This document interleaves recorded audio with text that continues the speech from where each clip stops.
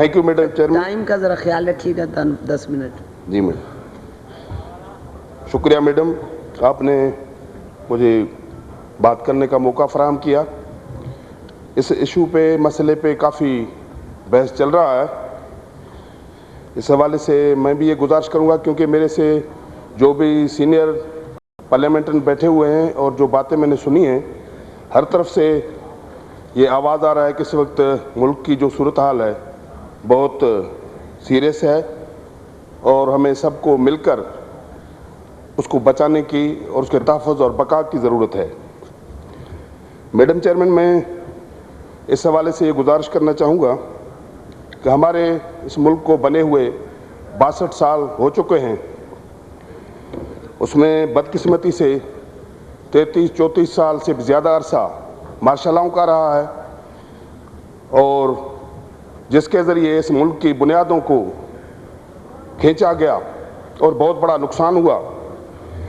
اور جو یہاں بیٹھ کر اس بڑے ایوان میں جو باتیں آج ہم کر رہے ہیں, جو گراؤنڈ ریئلٹیز ہیں, اس کو سب مان رہے ہیں کہ یہاں پراونسز ہیں, ان کو اختیارات دینے کی ضرورت ہے.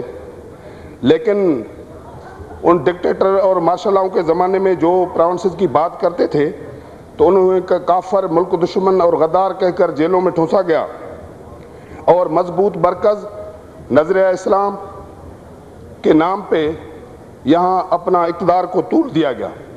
لیکن یہ ایک حقیقت ہے کہ ان آمروں اور ڈکٹیٹروں کے دور میں نہیں تو مضبوط مرکز ہو سکا اور نہیں کوئی یہاں اسلام کے چیز کوئی یہاں نظر آئی, سوائے بربریت کے اور ظلم کے, ناانصافی کے. تو میڈم چیئرمین, میں یہ کہوں گا کہ یہ ایک حقیقت ہے کہ یہاں کے مسلم اکثریت ریاستوں نے مل کر اس ملک کو بنایا, اور جس میں ان مسلم اکثر ریاستوں کے ساتھ کچھ وعدے کیے گئے تھے کہ ان کے حقوق کا تحفظ کا خیال رکھا جائے گا. لیکن بدقسمتی سے یہاں سول اور ملٹری بیوروکریسی نے قبضہ کر کے یہاں جو وہ ہماری اکائیاں ساتھ رہے تھے ان کو سب کا حیثیت ختم کر کے اس ملک میں 1 یونٹ لگایا گیا. اور اس 1 یونٹ میں کو ختم کرنے کے لیے اس وقت ہمارے پارلیمنٹری نے کوشش کی, اور مغربی پاکستان کے اسمبلی نے 1 یونٹ کے خلاف قرارداد پاس کی. لیکن اس وقت کے ڈکٹیٹر عامر ایوب خان نے اس اسمبلی کو ختم کر کے یہاں مارشل لا لگا دیا, اور اس کے بعد یہ ملک کی جو حالت رہی وہ سب کے سامنے ہے. اور اس عامر اور ڈکٹیٹر کے خلاف اس ملک کے بہت بڑے عظیم لیڈر شہید ذوالفقار علی بھٹو نے بغاوت کی علم بلند کی اور بہت بڑی جدوجہد کی. لیکن طویل جدوجہد کے بعد اس کو جانا پڑا اور ہمارے حکمرانوں کو 1 یونٹ کے خاتمے کا اعلان کرنا پڑا. میڈم اسپیکر, یہ ایک حقیقت ہے کہ ان ڈکٹیٹر اور آمروں کے پالیسیوں کی وجہ سے ہم نے آدھا ملک کھویا. بنگالی جو ہم میں سے اکثریت میں تھے وہ اقلیت سے الگ ہو کر گئے, تو وہ ہمیں سوچنا ہے ان پالیسیوں کی وجہ سے جب ملک کا اتنا بڑا نقصان ہوا. تو میں یہ کہوں گا جو یہ پاکستان آج ہمارے پاس ہے اس کو بچانے کا سہرا شہید ذوالفقار علی بھٹو صاحب کے پاس جاتا ہے, جنہوں نے اس وقت وہاں بنگال کی وہ صورتحال بن گئی اور ہمارے ملک کے 90,000 سولجرز ہندوستان کے جیلوں میں چلے گئے. اور یہاں کی یہ صورتحال تھی کہ ہندوستان کی فوجیں سندھ میں شاچرو, چور اور عمرکوٹ کے قریب پہنچ چکی تھی, اور یہاں پنجاب کے کچھ علاقے اس کے قبضے میں آ چکے تھے. یہ شہید ذوالفقار علی بھٹو کی عظمت کو سلام ہے, جنہوں نے اس کو سارے اس پاکستان کی جو وقار مجروح ہو چکی تھی اس کو بچایا اور شملہ معاہدہ کیا, اسلامی سربراہ کانفرنس کیے, وہ جو ہمارے قیدی جنگی بنے ہوئے تھے ان کو چھڑا لیا, اس ٹوٹے ہوئے پاکستان کو بچایا. لیکن میں یہ کہوں گا اس کے ساتھ کیا حالت ہوئی. اس آمر اور ڈکٹیٹر نے اس عظیم رہنما کو جو اس ملک کے بچانے والا تھا اس کو عدالتی طور اس کو قتل کروایا, شہید کروایا. جو آج باتیں وہ تاریخی حقیقت بن چکی ہیں, وہ اس دور کے جو جج صاحبان ہیں وہ بھی مان رہے ہیں. جیسے کہ ہمارے وزیر اعظم صاحب نے یہ مطالبہ کیا ہے, اعلان کیا ہے کہ اس کی ری اوپن کیا جائے. میں بھی ایز اے ممبر پارلیمنٹ یہ مطالبہ کروں گا کہ شہید ذوالفقار علی بھٹو کا جو عدالتی مرڈر ہوا ہے اس کو ری اوپن کیا جائے. میڈم اسپیکر، اس کے بعد شہید ذوالفقار علی بھٹو کی شہادت کے بعد یہاں پھر ضیاء الحق جیسا ظالم آمر ڈکٹیٹرشپ نے اس ملک پہ قبضہ کر لیا۔ اس نے یہاں کے بسنے والے لوگوں سے کیا نے ظلم کیے ہیں، بلوچستان کے ساتھ، پختونخوا کے ساتھ، سندھ کے ساتھ، خصوصاً ایم آر ڈی کے تحریک میں ہزاروں نوجوانوں کو مورو میں، میہڑ میں، دادو میں، لاکھاٹ میں ان کو شہید کیا گیا۔ اور اس کے علاوہ میں جو آپ کے سامنے بات کر رہا ہوں، میں بھی وہ وکٹمائزر ہوں۔ میں اس وقت سندھ یونیورسٹی کا شاگرد تھا، میں 100 شاگردوں کے ساتھ لاڑکانہ جا رہا تھا 17 اکتوبر 1984۔ تو اس ضیاء الحق نے ہمارے گاڑیوں پر گولیاں برسائیں، جس میں میرے ساتھ میرے 5 دوست شہید ہو گئے، جس میں ایک شہید امان اللہ وسٹرو، شہید عبد المالک خشک، شہید زکریا میمن، شہید مٹھو بلیدی، شہید انور عباسی، اور 35 ہم شاگرد زخمی ہوئے تھے۔ اور پھر جیلوں میں بھی ہم چلے گئے اور ہمارے اوپر ملٹری کو ٹرائل شروع کیا گیا۔ آج یہاں ہمارے جسٹس عبدالرزاق تھیم صاحب ابھی نہیں ہیں، تو اس زمانے میں بڑا ہنگامہ ہو گیا، پورے پارٹیوں نے شور کیا کہ شاگردوں کو مارا گیا ہے اور اس پر ملٹری کورٹ میں کیس چلایا جا رہا ہے۔ پھر اس وقت کے گورنر جہاں داد نے مجبور ہو کر ایک عدالتی ٹریبونل بنایا جس کا سربراہ جسٹس تھیم تھا، اور اس میں ہمارے بیان قلم بند ہوئے، لیکن ہم نے 8 بیان ہم نے دیے۔ اس کے بعد اس ٹریبونل کو توڑ کر دوبارہ ملٹری کورٹ میں ہمارا کیس چلانا شروع کیا۔ تو میں یہ کہوں گا، اس وقت بھی ایک لولی لنگڑی پارلیمنٹ وجود میں آئی تھی 85 میں، جو غیر جماعتی تھی، لیکن ان میں بھی جب ہمیں ملٹری کورٹ میں کیس زبردستی ہمارے اوپر حیدرآباد جیل میں چلایا جا رہا تھا، تو اسمبلی کے لوگوں نے بھی اس ایوان میں احتجاج کیا کہ سندھ کے شاگردوں کو مارا گیا ہے اور ان پہ زبردستی کیس چلایا جا رہا ہے محمد خان جونیزو کے ٹائم میں۔ تو اس وجہ سے آج ہم یہاں موجود ہیں، زندہ آپ کے سامنے بات کر رہے ہیں۔ نہیں، ضیاء الحق ہم جو بچے ہوئے تھے ان کو بھی پھانسی دینا چاہتا تھا۔ میں صرف یہ بات اسی وجہ سے اپنی ذات کے حوالے سے نہیں کر رہا ہوں، میں یہ ذکر کر رہا ہوں کہ اتنے بڑے ظلم ہوئے اور اس کے بعد اس ملک کا تباہی بربادی ہو گئی تھی۔ میں اس کے بعد شہید محترمہ بے نظیر بھٹو صاحبہ کو خراج تحسین، خراج عقیدت پیش کرنا چاہتی ہوں۔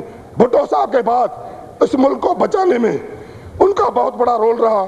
اس نے جیلوں میں رہ کر، جلاوطنی میں رہ کر، ملک کے اندر، ملک کے باہر اس ملک کو بچانے کی کوشش اور جتن کی، جس کی وجہ سے ان کے لیے چاروں صوبوں میں یہ نعرے لگنے لگے کہ چاروں صوبوں کی زنجیر، وفاق کی زنجیر بے نظیر، بے نظیر۔ میڈم چیئرمین، ٹائم اتنا زیادہ نہیں ہے، اسی وجہ سے میں ان کو یہ کہوں گا کہ شہید بے نظیر بھٹو جنہیں اتنی بڑی کوشش کی، ان کے ساتھ جو کچھ 27 دسمبر کو یہاں پنڈی میں ہوا، وہ ایک ملک کے لیے بڑا سانحہ۔ میں کہتا ہوں ایک مرتبہ پھر اس ملک کی جو بنیاد ہل چکی تھی۔ میڈم چیئرمین، میں سمجھتا ہوں آپ بھی گڑی خدا بخشیہ 9 دوروں میں ہوں گے۔ 27 سے 28 دسمبر کو سندھ جل رہا تھا، پورا ملک جل رہا تھا، لیکن سندھ خصوصاً، اور وہاں یہ نہ کھپے نہ کھپے کے نعرے لگنے لگے۔ اور پھر میں اس صورتحال میں جب قیامت کا دن تھا، حوصلے کا سلام اور داد میں جناب آصف علی زرداری صاحب کو دیتا ہوں، جنہوں نے ادھر کھڑے ہو کر اتنے مجموعوں میں غم کی صورتحال میں کہا کہ پاکستان کھپے۔ اور انہوں نے، میں یہ کہوں گا، یہ ملک آج جو چل رہا ہے، اس کی صحرا بچانے کا پاکستان پیپلز پارٹی کے لیڈرشپ پہ ہے۔ اسی حوالے سے میں اپنے دوستوں کو، مجھ سے سینئر ہیں، ان کے کہوں گا، یہ سب آپ کہہ رہے ہیں اس ملک کو خطرہ ہے، تو لہٰذا اس کو سوچو۔ آج سے کچھ وقت پہلے یہ جو ایوان کے صدر، ایوان صدر کی طرف انگلیاں اٹھا رہے تھے ہمارے دوست، تو اس کے بعد یہ بات سامنے آ رہی تھی کہ یہ صرف اس وجہ سے کہ ایک سندھی ٹوپی والا ایوان صدر میں بیٹھا ہوا ہے، یہ احساس پایا جا رہا تھا۔ یہ بہت بڑا، کیونکہ وہ چور دروازے صدر نہیں بنا، ان کو سندھ نے 100% ووٹ کیے ہیں، اور بلوچستان نے 99% ووٹ کیے ہیں، پختونخوا نے 99% ووٹ کیے ہیں۔ پھر بھی اگر اس کے خلاف کچھ لوگ باتیں کریں تو میں کہتا ہوں یہ ملک کے وحدت کے خلاف بات تھی، لیکن ان کو اللہ نے سمجھ دی ہے، اور میں جناب آصف علی زرداری صاحب، اپنے پرائم منسٹر جناب یوسف رضا گیلانی صاحب کو یہ داد دیتا ہوں جنہوں نے صحیح سمت میں معاملات کو سنبھالا اور وہ چیز آگے نہیں بڑھی۔ ابھی اپوزیشن والوں نے اعلان کیا ہے کہ ہم حکومت سے تعاون کریں گے، یہ خوش آئندہ بات ہے، اور ان کو یہ کوئی پیپلز پارٹی کے اوپر احسان نہیں ہے، یہ ملک کے وحدت اور سلامتی کے لیے ضروری ہے۔ میڈم چیئرمین، اس کے ساتھ ساتھ میں یہ کہوں گا، جیسے کہ ہمارے پریزیڈنٹ صاحب نے یہاں خطاب فرمایا، انہوں نے 58(2) اور 70ویں ترمیم اور اس کے ساتھ ساتھ پروونسز کو آٹونومی دینے کی بات کی ہے، جس کے لیے کمیٹی بن رہی ہے مختلف پارلیمنٹ کی طرف سے۔ میں امید کرتا ہوں کہ وہ اسی روشنی میں اس سارے ملک کی جو 62 سالہ تاریخ ہے، جو کچھ اس ملک میں گزرا ہے، جو کچھ بیتا ہے، اس کو آگے رکھ کر ابھی اس بات کا ہونا چاہیے کہ ابھی ہم اس ملک کو بچانے کے لیے یہ ناگزیر ہے کہ ہمیں صوبوں کو اختیارات دینے ہی پڑیں گے، کیونکہ جب صوبے کو اختیارات دیں گے، صوبے مضبوط ہوں گے تو مرکز مضبوط ہوگا۔ اگر یہ رویہ ماضی والا ہم ترک کریں گے، کیونکہ ماضی میں یہ کہا گیا کہ صوبوں کو اگر ہم اختیارات دیں گے تو مرکز کمزور ہوگا، مرکز کمزور تو اپنی جگہ پہ، ہم ملک کو بھی نہیں بچا سکے، آدھا ملک گنوا چکے ہیں، لیکن ابھی وقت ہے ہم اس حقیقت کو تسلیم کریں۔ بلوچستان کے جو رائٹ ہیں، سندھ کے جو رائٹ ہیں، پختون کافی سال جب سے پاکستان بنا ہے وہ ایک نام کے لیے ترس رہے ہیں۔ یہ کون سا انصاف ہے کہ ان کا نام LWFP یا سرحد رکھا جائے؟ جب سندھ کی شناخت سے درخواست ہے کہ وہ ایک منٹ میڈم، میں 2 منٹ میں ختم کرتا ہوں۔ ایک منٹ۔ جب سندھ کی شناخت سندھیوں کی سندھ سے ہے، بلوچوں کی بلوچستان سے ہے، پنجابیوں کی پنجاب سے ہے، تب پختونوں نے کے ساتھ جرم کیا، ان کا نام LWFP یا طوفان یا افلاطون رکھا جائے؟ یہ ناانصافی ہے۔ کچھ لوگ اعتراض کر رہے ہیں، میں ان کو اپیل کرتا ہوں، ابھی 62 سال گزر چکے ہیں، ہم نے کیا کھویا کیا پایا؟ حقیقت کو تسلیم کرو، نہیں تو بڑا نقصان ہوگا۔ یہ جو میں کہتا ہوں پختونستان، پختونخوا اور بلوچستان ایک کچے دھاگے سے ہم سے جڑے ہوئے ہیں، ان پہ زیادہ ہم انگلی نہ اٹھائیں، نہیں تو بلا شاہ والی وہ ہوگی تو تاڑی مار اڑا نہ پاؤ ایسا اپنے اڑنا رہے ہوں۔ تو میں میڈم اس میں اپنی بات ختم کرتا ہوں۔ شاہ لطیف کے اس دعا سے تسائی میں سکیں کری متھے سندھ سکار، دوست مٹا دلدار عالم سے باباد کریں۔ جناب محمد عثمان ایڈوکیٹ صاحب، محمد عثمان ایڈوکیٹ۔